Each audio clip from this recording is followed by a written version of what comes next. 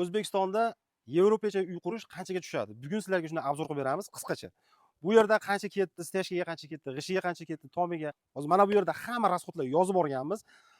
Hozir sizlarga qisqacha uyni proyektini sizlarga obzor qilib beramiz. Xo'p, uyimiz asosiy paraxoddan boshlanadi.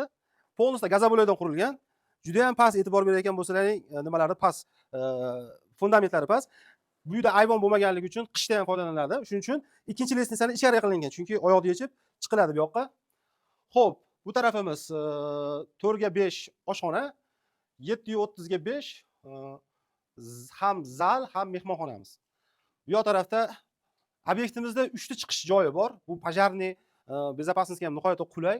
3 ta tarafdan chiqsangiz bo'ladi. Mana bu darvozaxona tarafga chiqishligi va bu yerda sanuzelimiz joylashgan. 2 ga 2 sanuzel. Xo'p. Bu yerda detskiy xona qilingan. Mana darsxonalar uchun to'klar tashlab ketilgan. Bu yog'i lestnitsaning tagi bola chaqani kiyim-kechaklari uchun qilingan.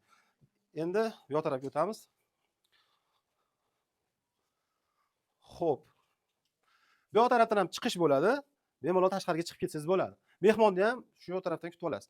Mehmon chiqib kelganda mehmonni bola chaqangiz bu yerda o'ynayotgan bo'lsa, qochib turinglar deysizlar yoki bizda vodiyda poch deyiladi. Poch desa ayolni bola chaqa chiqib ketadi, qamalib qolmaydi. Bu yoq tarafda gostinniy zona bo'ladi, shu yerda mehmon qilib va shu yerdan chiqarib olsangiz bo'ladi. Xo'p, bu yoq taraf родительский bo'ladi, ota-onalar uchun yotoqxona. Ota-onalar uchun kiyim-kecha garderobkasi bo'ladi. Bu ham lestnitsaning tagi. Xo'p, bu 4 ga 5 garderobka, 1,5 ga 5. Xo'p, bu yerda ota-onalar uchun tahoratxona, hammom, tualet bo'ladi. Bu 3 ga 2. Koridorimiz 2 ga 2. Bu примерно aytyapman. Misol 1.95 bo'lishi mumkin, 2.5 bo'lishi mumkin, 2 ga ketib ketyapman. Xo'p, ikkinchi etajga chiqamiz. Xo'p, ikkinchi etajimiz. Xo'p, ikkinchi etajimizda nechta xona bor? Bitta yotoqxona, ikkita yotoqxona, 3 ta. Bu 4-chisini yotoqxona qilsangiz ham bo'ladi, lekin bu yerda hozir ofis qilinadi bu yer. Va o'rtada zali bor. Zalini qanchaligini bilmayman. Xo'p, 4,5 ga 5, 6,10 ga 5 xonalarimiz. Bu ham 6,10 ga 5. Bu 4 ga 5. Zalimiz где-то 7 metr. 7 metrga 5. Desam bo'ladi. Bu kattalar yotoqxonasi bo'lganligi uchun bu yerda sanuzelimiz bor. Sanuzellari bor. Sanuzellarimiz yerda 3 ga 160.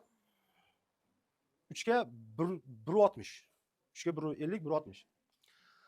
Xo'p, kattalar yotoqxonasi. Bu yerda ofis bo'ladi. Xo'p, ko'rib turganlaringiz tomda ham ashibka nima qilingan, pena bilan utepleniya qilingan. Ularda ham hammasini YouTube'da katta video qilib tashlab qo'yamiz. Bu yerda balkon bor.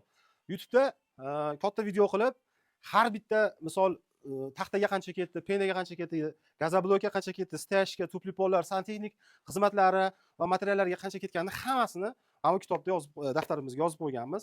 Uni katta videoda podrobniy qaysinga qancha ketganligini aytib beramiz. Kanalga o'tib, katta videoni tanlasalaring podrobniy ma'lumot olishlaring mumkin. Yevropeyskiy uy O'zbekistonda qanchaga tushadi? Rahmat.